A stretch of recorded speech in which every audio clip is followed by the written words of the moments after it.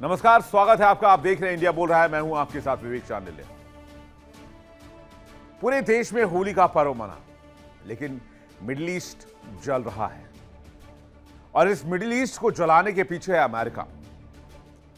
America ने Iran में एक ऐसी ताकत को अनलीश कर दिया है, आजाद कर दिया है, जिस पर कंट्रोल कर पाना दुनिया के किसी भी ताकत के बूते की बात नहीं है। जी हां, बात हो रही है IRGC की, जिसे खामेनेई की सेना भी कहा जाता है। अमेरिका ने वाहवाही में खामेनेई और उनकी पूरी टीम को नेस्तनाबूद कर दिया और उसके बाद अमेरिका अपनी पीठ थपथपा रहा है। लेकिन सवाल यह है कि IRGC से अब बात कैसे होगी? ईरान ने पूरे मिडिल ईस्ट को फूंकने का प्लान बना दिया है। पूरा मिडिल ईस्ट जल रहा है, जंग का मैदान सुलग रहा है, हवा में बारूद घुल चुका है, ईरान मिसाइलें दाग रहा है, ड्रोन उड़ रहे हैं, जवाबी हमले हो रहे हैं। दूसरी ओर इजराइल और अमेरिका अपनी रणनीति के साथ मोर्चे पर डटे हुए, लेकिन हालात काबू से बाहर हो गए हैं।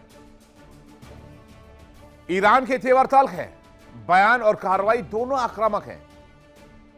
हाइपरसोनिक मिसाइलों का इस्तेमाल किया जा रहा है। सोशल मीडिया पर आपने भी तस्वीरें देखी होंगी।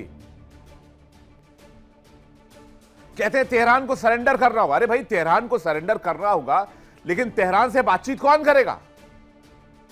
और तेहरान का लीडर कौन है? आपने पूरे मिडिल ईस्ट को जला दिया और तेहरान में कोई बातचीत करने वाला बचा नहीं है। आपने उसके सुप्रीम लीडर को मार दिया, तो तेहरान रुकेगा क्यों? और इसका क्या भरोसा है कि तेहरान कल को परमाणु बम नहीं बनाएगा? जाहिर सी बात है, यह टकराव परमाणु युद्ध की दहलीज पर पहुंच चुका है और यह दबाव सिर्फ रणनीतिक दबाव की राजनीति नहीं है, यह बदले की रणनीति बन चुकी है। ईरान का हर वो शख्स जो खामनेई को फॉलो करता है, न सिर्फ ईरान का, पूरी दुनिया का, आज वो अमेरिका का दुश्मन है। चाहे वो अमेरिका कहीं भी हो पूरी दुनिया में, चाहे वो अमेरिका के अंदर हो या अमेरिका के बाहर हो,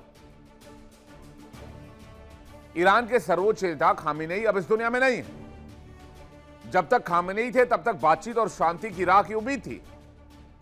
ईरान के विदेश मंत्री भी बातचीत में भाग ले रहे थे, अब्बास अरागची। लेकिन अब खामेनेई नहीं है, उनकी टीम नहीं है, तो फिर बातचीत करेगा कौन? बातचीत में शांति की राह दिखाएगा कौन? और खुद को शांति का ठेकेदार कहने वाले डोनाल्ड ट्रंप ने ही मिडिल ईस्ट में अशांति फैलाई। मिसाइलों की गूंज के बीच सबसे बड़ा सवाल यही है कि बातचीत की टेबल आपने सजा रखी है, वियना में बातचीत होनी है, तो बातचीत पर आएगा कौन? अमेरिका के साथ बातचीत करेगा कौन? आपने ना रक्षा मंत्री छोड़ा, आपने ना सुप्रीम लीडर छोड़ा, आपने किसी लीडर को नहीं छोड़ा, आपने ना कमांडर को छोड़ा। अब वो IRGC के 2 लाख जो सैनिक हैं, वो बातचीत करने आएंगे। उनके हाथ में तो ड्रोन्स का जखीरा है, मिसाइलों का जखीरा है, वो मारते रहेंगे जब तक खत्म नहीं होगा। यानी मिडिल ईस्ट में तबाही की पूरी स्क्रिप्ट अमेरिका ने लिख दी। और कौन रोकेगा इसे? और अगर ये जंग आगे बढ़ी तो जीत किसी की नहीं होगी, हार होगी सिर्फ इंसानियत की। इस खबर को और विस्तार से समझेंगे, मेहमानों के साथ चर्चा करेंगे। अमेरिका और अमेरिका के राष्ट्रपति, जो अपने आप को शांति दूत कहते हैं, कई युद्धों को रुकवाने का दावा करते हैं, वही देश और वही राष्ट्रपति मिडिल ईस्ट की तबाही के वजह बन चुके हैं। अमेरिका इजराइल के साथ मिलकर ईरान पर हमला कर रहा है। ईरानी सुप्रीम लीडर खामनेई को अमेरिका और इजराइल ने मार दिया है और खामनेई की पूरी लीडरशिप को साफ करने का दावा है। मतलब उनकी लीडरशिप में कोई बचा ही नहीं है। और वो भी तब जब खामनेई की आवाज पर सीक्रेट मीटिंग हो रही थी। तब अमेरिका और इजराइल ने 30 सेकंड में 30 टन के करीब 30 मिसाइलें दागी। इसमें खामनेई समेत टॉप लीडरशिप खत्म हो गया ईरान का। तो ये तो रही बातचीत का पहला हिस्सा रहा। अब आते हैं सेकंड हिस्से में। सेकंड हिस्सा यह है कि 3 बार के शांति वार्ता से जब कोई ठोस परिणाम नहीं निकला तो हमला अमेरिका की तरफ से कर दिया गया। अब एक्सपर्ट्स ये कह रहे हैं कि जब तक खामनेई जिंदा थे, उनकी लीडरशिप थी, तब तक कूटनीति की बातचीत भी चल रही थी, राइट? अब जब कूटनीति की बातचीत चल रही थी खामनेई की लीडरशिप में, खामनेई परमाणु कार्यक्रम पर भी बात कर रहे थे, तब तक शांति वार्ता की उम्मीद थी। हां, यह बात और है कि कोई ठोस परिणाम नहीं निकला, लेकिन शांति वार्ता तो थी। लेकिन अब जब खामेनेई और उनकी लीडरशिप में जितने भी लोग थे वो मारे गए हैं, तो फिर ईरान किसके काबू में आएगा? या ईरान से बातचीत कैसे होगी? जब घर का मुखिया ही नहीं बचा या घर में कोई परिवार में बातचीत करने वाला ही नहीं बचा, तो ईरान और IRGC के कमांडर्स किसकी बात सुनेंगे? वो तो अनकंट्रोल्ड है और वो अब किसी पे भरोसा नहीं कर सकते, ना किसी से बातचीत कर सकते हैं, ना ही कोई ऐसा आदमी है जो अमेरिका से बात करेगा, क्योंकि सबके सिर पर खून सवार है और सब पूरे अमेरिका को फूंक देना चाहते हैं, मिडिल ईस्ट को जला देना चाहते हैं, और हो भी ऐसा ही रहा है। वो बदला चाहते हैं और बदला ऐसा कि किसी भी मुल्क को बख्शने के मूड में नहीं है, और वो बहुत स्ट्रैटेजिकली चल रहे हैं, ये बात आप मान लीजिए। वो $20,000 के ड्रोन्स दाग रहे हैं 3 मिलियन के, 3 बिलियन के एक मिसाइल के ऊपर। तो यहां मामला भी सर्वाइवल का है, जिसमें अमेरिका का टिक पाना बहुत मुश्किल है। बिलियंस ऑफ डॉलर खर्च करके अमेरिका कितने दिन जंग लड़ेगा अमेरिका को भी नहीं पता है, लेकिन अमेरिका ने हमला करके पूरे मिडिल ईस्ट को फूंक दिया है। फिर वो अमेरिका अपने घर में शांति की बीन बजाएगा, मोमबत्ती जलाएगा और इधर पूरा मिडिल ईस्ट जलेगा, क्योंकि अमेरिका ने लगातार मिसाइलें दागी हैं। और फिर ईरान ने क्या किया है? ईरान ने कतर, दुबई, सऊदी अरब समेत कई देशों को निशाने पर ले लिया है, और तो और पाकिस्तान को भी बोला कि तुम्हारी जमीन पे इस्तेमाल हुई है ईरान पर हमले में, तो तुम भी तैयार रहना। चलिए समझते हैं कि ईरान पर काबू कर पाना क्या मुमकिन है आज की तारीख में। इस पागलपन में, इस मैडनेस में अमेरिका ने पूरी दुनिया को एक तबाही की कगार पर लाकर खड़ा कर दिया कि हमने तो रिजीम चेंज कर दिया। अरे रिजीम चेंज कहां से होगा? 2 लाख IRGC के सैनिक बैठे हुए हैं। तो IRGC का अमेरिकी सैन्य ठिकानों पर ऑपरेशन लगातार जारी है। ईरान ने मिसाइल और ड्रोन अटैक्स लगातार जारी रखे हैं। अभी तक 12-11 देशों पर लगातार ईरान ने अटैक किया हुआ है। ईरान के प्रॉक्सी भी एक्टिवेट हो गए। खामेनेई की मौत के बाद तो IRGC अनकंट्रोल्ड है, IRGC से बातचीत करने वाला भी कोई नहीं बचा है, अनप्रिडिक्टेबल हो गया है। रिजीम चेंज क्या होगा? ईरान और खतरनाक हो गया है। तेहरान को तो कोई टच करने वाला नहीं बचा आज की तारीख में। ईरान अब डर्टी मिसाइल से भी हमले की तैयारी कर रहा है। अमेरिका कह रहा है कि इनके पास तो बायो वेपन है, हालांकि अमेरिका की बात पर मुझे तो यकीन नहीं है, लेकिन फिर भी कहता बायो वेपन है तो बायो वेपन है, तो चलाने के लिए मजबूर किसने किया? आप 8 तस्वीरें देख लीजिए और देखिए कि ईरान ने कहां कहां तबाही मचाई है। कोई कहीं सुनाई बात नहीं है, स्क्रीन पर तस्वीरें हैं। मिसाइलों और ड्रोन से हमले लगातार जारी हैं। बहरीन को फूंक दिया, दुबई में अटैक लगातार जारी है, ओमान में हमले किए जा रहे हैं, इजराइल को तो वैसे ही फूंका हुआ है ईरान ने, सऊदी अरब में भी अटैक हो रहे हैं, जॉर्डन में भी हमले हो रहे हैं, कतर में हमले हो रहे हैं, कुवैत में हमले हो रहे हैं। बचा कौन सा मुल्क इस इलाके में? अमेरिका तो आया, शौक में हमला करके चला गया। डोनाल्ड ट्रंप ने हमला क्यों किया? दुनिया जानती है इस बात को। एप्स्टीन फाइल में बच्चों से रेप का इल्जाम है डोनाल्ड ट्रंप के ऊपर। एप्स्टीन फाइल्स लीक ना हो जाए, बातचीत बाहर ना आ जाए, तो अमेरिका के राष्ट्रपति ने वेनेजुएला पर अटैक कर दिया, ईरान पर अटैक कर दिया। क्यों? क्योंकि अमेरिकी मीडिया में एप्स्टीन फाइल की चर्चा कोई ना करे, जिसमें अमेरिकी राष्ट्रपति पर रेप के इल्जाम है, छोटे छोटे बच्चों से, 12-12, 10-10 साल के बच्चों को धमकाने के इल्जाम है। अब सवाल यह कि अमेरिकी राष्ट्रपति ने अपनी साख बचाने के लिए हमला तो कर दिया, क्योंकि एप्स्टीन फाइल से नाम निकालना था अपना, लेकिन अब ईरान को रोकेगा कौन? ईरान अमेरिकी बेस को निशाना बना रहा है, और अमेरिकी बेस को निशाना बनाएगा तो पूरे मिडिल ईस्ट को नुकसान होगा। अमेरिका के बेस के साथ साथ अमेरिका के सहयोगी देश भी निशाने पर है। अमेरिका को ऐसा लग रहा है कि वो मिडिल ईस्ट में हमला करके फंस चुका है। खबर यह भी है कि अमेरिका इजराइल और सऊदी अरब के कहने पर हमला तो कर दिया, लेकिन नुकसान हो रहा है और भरपाई कर पाना मुश्किल है। अमेरिकी राष्ट्रपति ट्रंप को लगा था कि खामनेई को मार देंगे तो ईरान सरेंडर की भूमिका में आ जाएगा, लेकिन हुआ तो ऐसा कुछ नहीं। उल्टा क्या हुआ? उल्टा यह हुआ कि जो खामनेई की सेना है, आईआरजीसी, इस्लामिक रिवॉल्यूशनरी गार्ड, वो 2 लाख सैनिकों के ऊपर खून सवार है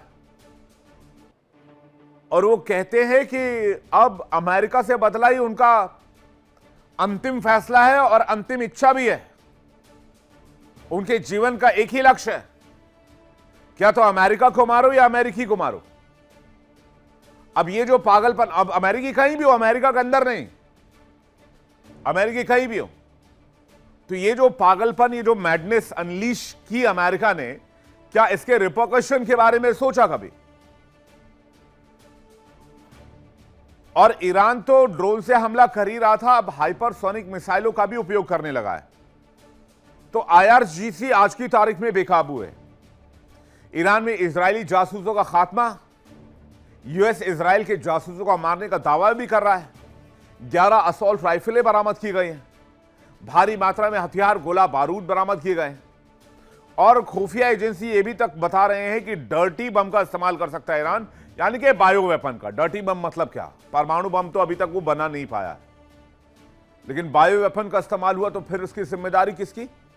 और अमेरिका कह रहा है कि ये जंग हम बहुत ज्यादा दिन तक लड़ेंगे नहीं, हमें यहां से निकलना है। और अमेरिका यहां फंसा तो फिर साउथ चाइना सी में क्या होगा? ताइवान को कौन बचाएगा? तो ये पूरा मामला बहुत कॉम्प्लिकेटेड हो गया। और एक खबर मुझे ये भी मिली कि बीते दिन अमेरिका के नेवाडा में 100 से ज्यादा भूकंप नोटिस किए गए। कयास ये लगाया गया कि अमेरिका ने नेवाडा में न्यूक्लियर टेस्ट किया है और जानकारी यह है कि जब आईआरजीसी को कंट्रोल नहीं कर पाएंगे तो इसका इस्तेमाल भी कर सकते हैं, जैसे 1949 में हिरोशिमा और नागासाकी पर किया था।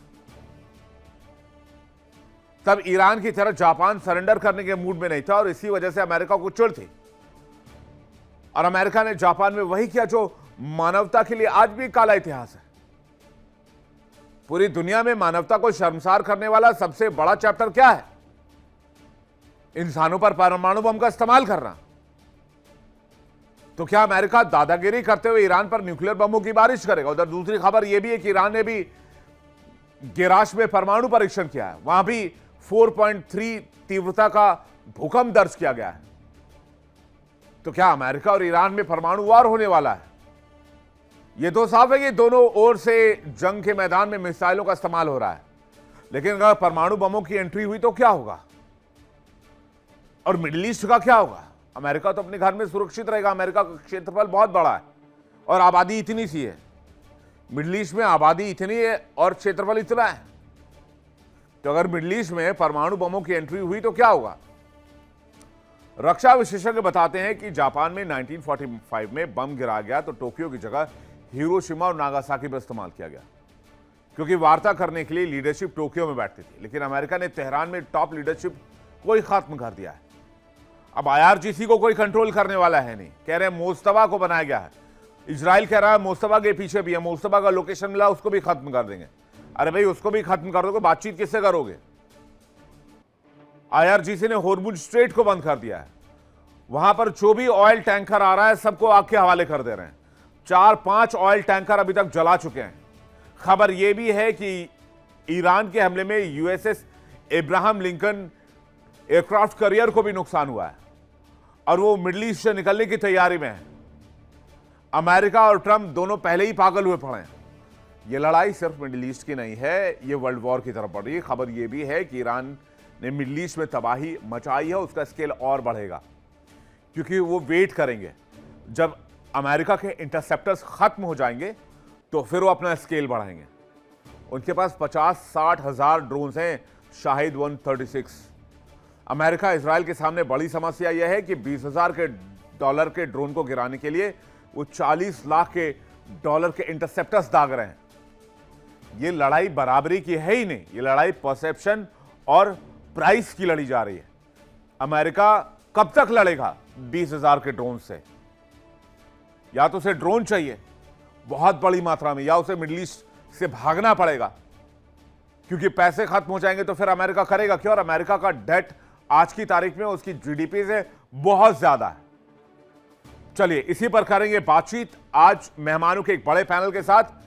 हमारे साथ एक बड़ा पैनल मौजूद है। मेजर जनरल अनुज माथुर हमारे साथ जुड़ रहे हैं, रक्षा विशेषज्ञ हैं। कर्नल एस के मलिक हमारे साथ जुड़ रहे हैं, रक्षा विशेषज्ञ हैं। लेफ्टिनेंट कर्नल हिमांशी सिंह हमारे साथ जुड़ रही है, रक्षा विशेषज्ञ। पूर्णिमा नाथ जियोपॉलिटिकल एक्सपर्ट यूएसए से हमारे साथ जुड़ रही है। आप सभी को बहुत बहुत होली की मुबारकबाद। सबसे पहले देखिए इंडिया डेली 24/7 अब आपकी स्मार्ट टीवी पर। इंडिया डेली मौजूद है सभी डिजिटल प्लेटफॉर्म पर लाइव और लगातार। इंडिया डेली 24/7 हर दिन राष्ट्र को समर्पित।